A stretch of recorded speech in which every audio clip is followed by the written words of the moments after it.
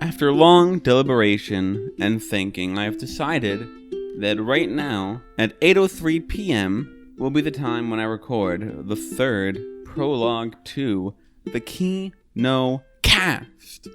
The reason why I'm doing this instead of later on in the night is because I know later on in the night I am going to be wicked high, right? And I just don't know if I'll remember to record any time later than that, because me when I'm sober has a horrible memory, so I can't imagine what Kino when high is like.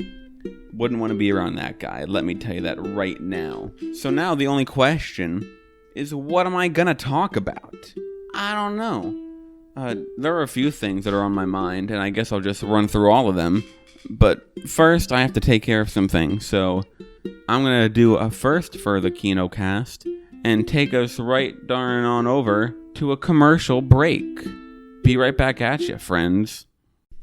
What is our destiny?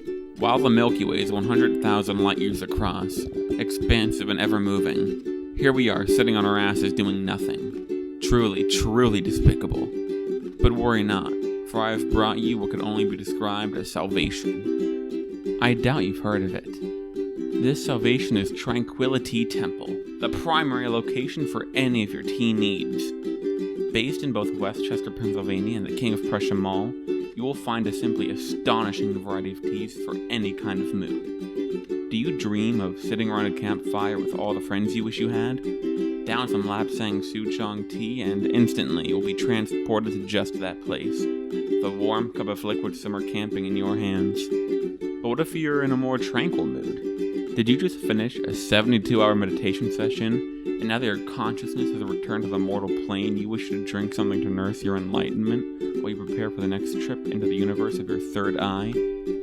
Uncle Iroh's favorite ginseng tea will do just the trick. And I hear your cries of despair.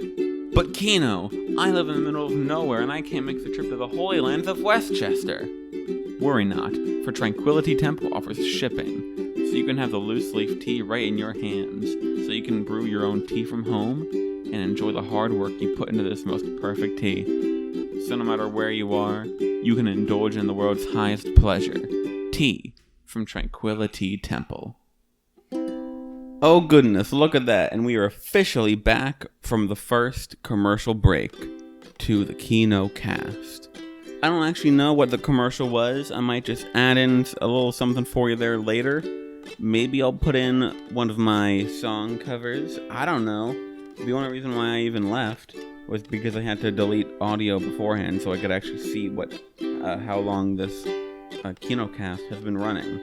Obviously not for very long yet. But I'm not the kind of guy to just leave that sitting there, because as I've said before, I'd probably forget. So what do I want to talk about? By golly gee. I think right now I will talk about how people perceive media, right? Because, for example, with a show that means a lot to me, The Midnight Gospel, it has quite the divisive conversation floating around.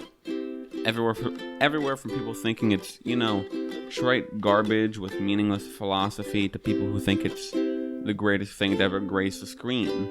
Me personally, I'm more part of the latter, and it sickens and horrifies me to imagine people who cannot see how great it is, right?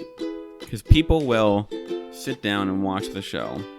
They'll probably see that it's done by Pendleton Ward, creator of Adventure Time, and probably other small things that don't matter.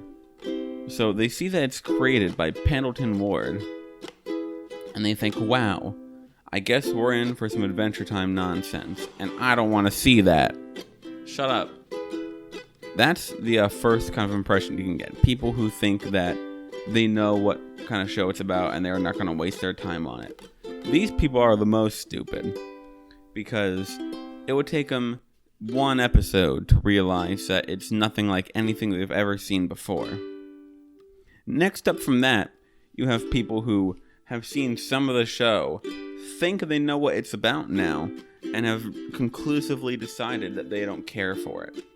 While these people are better, and I commend them for at least giving the show a chance, they're still wrong. Because if you quit too early on in the Midnight Gospel, you might not get to fully experience the whole point of the show. Because as some of you may or may not know, the Midnight Gospel is based on, or at least a good majority of the audio is based on a podcast called the Duncan Trussell Family Hour. It's ripped straight from the show. So because it's a very podcast-style show, the visuals in the podcast don't seem to be related. There will be some nonsense, insanity going on, like a zombie apocalypse or a medieval type, journey going on, and then over top will just be people talking about Buddhism or psychedelics. And they think, wow, okay, this is just some gimmicky show taking the stylings from Pendleton Ward with his wackiness and adding on a podcast to it and calling it a day. This is incorrect, alright? Because, first of all, the podcasts are not meant to be preachy or, make you change your mind and do mushrooms and all these other drugs and such. Even though, if that happens, ain't exactly a bad thing, in my opinion. But point being is that this is still wrong. First off, the visuals do always tie somewhat into the episodes and the podcasts. You just have to be able to look deep inside it and understand what that connection is, and that will, make you enjoy the show even more. And I have to go, so I'll be right back.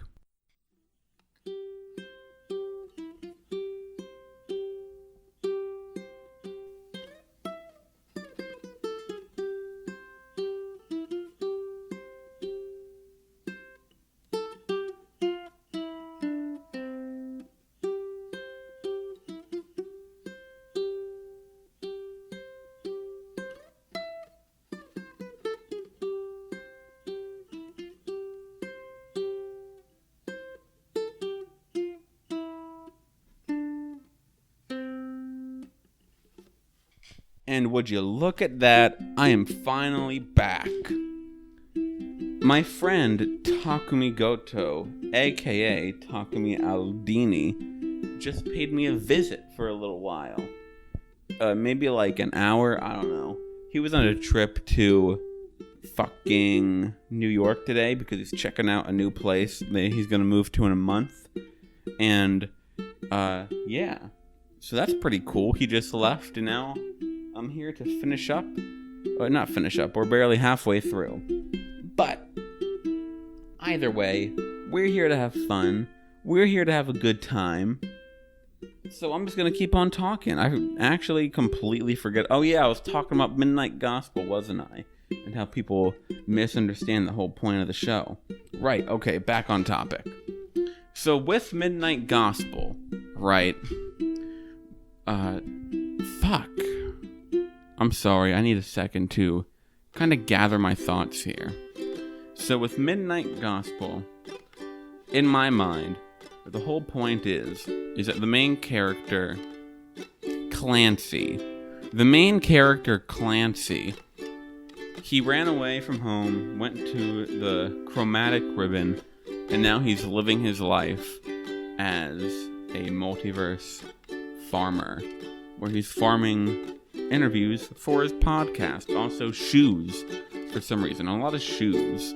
I actually want to look into it and see if the shoes mean anything. Actually, now that I'm just thinking about it, the shoes could be representative of him. Because he's listening to other people, he's kind of trying to walk a mile in their shoes. So that could be something. He doesn't wear shoes of his own. So perhaps it's as if they're saying that while he's willing to walk a mile in all these other people's shoes, he's kind of running away from his own life. Therefore, he's refusing to walk a mile in his own shoes. So that could be something. But that's beside the point. That's kind of off topic, but being off topic is what I do best. So the whole point, right, is that he can be waxing all this philosophical stuff and being cool and having interesting thoughts and conversations, but in the end, he's still running away from his own life. And he's using this as kind of an escape, which is very interesting because on one hand, it could serve as a criticism of Duncan himself and the kind of life he has lived, but I'm not sure. I think that might be part of it, although I think it isn't just specifically for Duncan, of course. I think it's meant to go out to everybody who, has these kind of thoughts, because sure, you can claim this and that, maybe there's magic, maybe it's all reincarnation, but just because you find out or are trying to find or you think you found the truth of the universe, you still have the real world to deal with. And Clancy is not dealing with the real world, and that's an issue. But that's the thing, right? Because that is what people tend not to see, because we only get bits and pieces of his backstory and what he's running away from in like 1 or 2 episodes. And because people aren't, at least from what I've seen, some people aren't giving it the time of day, people just are not seeing the deeper meaning.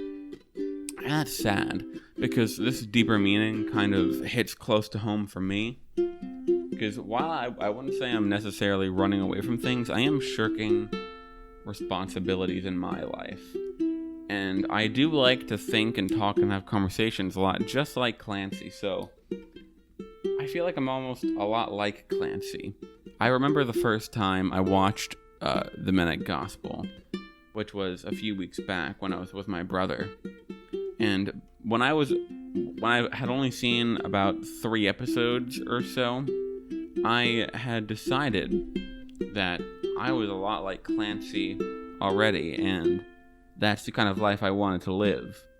Now, of course, it was a shock to me when I realized that the show was almost criticizing, or not even almost, it just was criticizing that kind of lifestyle. And I was like, fuck. They roped me in, made me relate to this character, and then told me that the things that I related to were at least somewhat problematic. Now I don't think that what the show is saying is that you shouldn't be like this and you should focus on the real world exclusively. I think what the show is saying is that just like all things in life, philosophical conversation and thought is great in mediation. No, mediation is fine, I guess. Unless I can't think of the real word. What I'm saying is that it's great as long as you don't overdo it. So what I think I can take away from that is that while yes, it's fine that I want to do this podcast and I want to think and have nice conversations, I also kind of need to get off my own ass and start going out into the real world and getting a job and making money. Because my money is kind of running out, and I don't want to be dependent on other people, especially, the government, for my way of living. And I don't even believe it'll be that hard to get a job. I think if I actually went out and I decided to stop being picky and just put in applications and, looking for places to work, I think I could actually find a place fairly easily. And then it would just be a matter of making sure I have enough hours where I'm making a decent amount of money but not working so much that I'm miserable. Because I always found that I would much rather be struggling but happy in the life I'm living rather than being a wage slave and working all the time just to make sure I can make enough money for this or that. Because that sounds miserable, and I resent the idea that I have to be miserable to lead a good life. I just realized what word I was looking for previously, and I realized that these prologues are, somewhat stilted, and I pause a lot, and this and that. But, point being, the word I was trying to think of literally like a minute ago was moderation. If you overdo things, anything can be bad and can be an addiction. But now that, I'm back to talking about philosophy, now that I sidetracked my whole life discussion, I want to talk a little bit about philosophy, but I don't want to talk too much about philosophy because I feel like what I have to say about it could take up, either a real podcast or a prologue of its own. And that is that I feel like people go about philosophy in the wrong way, at least in my opinion. People think that the whole point of philosophy is to find the truth of the universe and finally find out how they have to lead their life. And at least for me, this seems odd. I don't think anyone can ever know the exact truth.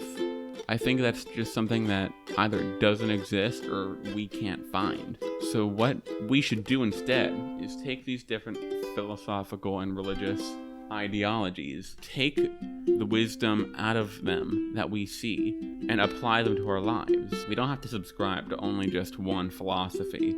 We can take bits and pieces from all of them and make ourselves more round people as a whole.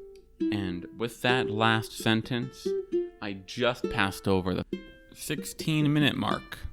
And, I'm going to take that as a sign that it's time to end it and close off the podcast, or the prologue to the Kinokast, as I should say. So, thanks to all of you out there in the world, the thousands of adoring fans I have. I thank you for listening to my ramblings before we actually get to the real podcast. I thank you, and good night.